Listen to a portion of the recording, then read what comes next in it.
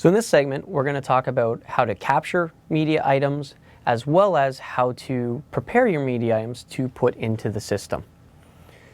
So here, if I had a still or a graphic from an external source that I wanted to capture, all I have to do is select my source, and you can either do this on an aux bus or even program. So it depends just how you feel. In this case, I'll say, all right, on aux 1, I want Studio 1.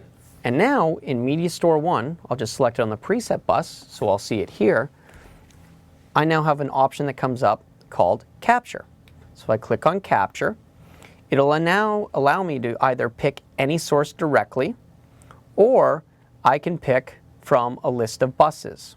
Like I can capture my program or my preview, or even my clean feed. So for now, we'll go ahead and we'll select Studio 1.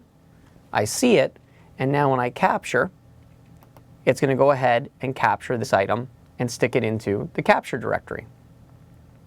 When it completes, it'll also load it into the window, so when I cut away and I come back to Media 1, there it is.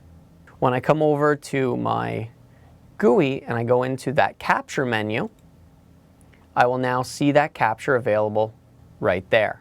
So there's that capture. And of course it's loaded in my channel. Stills can be anything from a target, JPEG, bitmap, PNG, any of those types of files.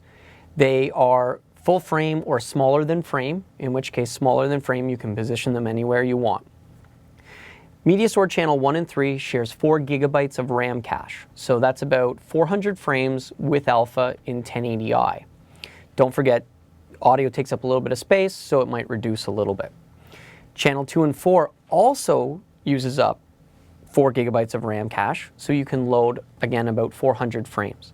Now it loads from USB into the RAM cache, so if I selected my media offline and I grabbed something that I hadn't loaded before, it doesn't take long for a single frame of video to load, and it'll take about 1 frame per second for animations. So for things I want to animate, I want to cache those up ahead of time, and it creates an order based on how you last used it. So if you don't use something for a long time, when you call in something new, it'll eventually push those out of the RAM cache. But whatever you use most recently always goes to the top of the stack and top of the order. Alternatively, you can use Expression to export files as well. Here I had a lower third that was animating in. So if I click on this, I'll see in my graphic how it animated in, and then eventually how it animated out. And if I wanted that as an entire file, I could load that video into Expression, I can right click, and I can export to images. So from here, it's very easy to export the entire animation simply by picking a directory where I want it to go. So in this case, we'll say Media Drive, and I'll create a new folder, Exports, click OK. I can change the name if I wanted to, if I didn't want it to say this. And then I simply come down and pick my type. So we'll say PNG. It'll automatically create it as a sequence. It'll get all the information from the project for file size, and then you click on Export. And now the system will automatically export all these frames of video for you so that you don't have to have it done externally in different software.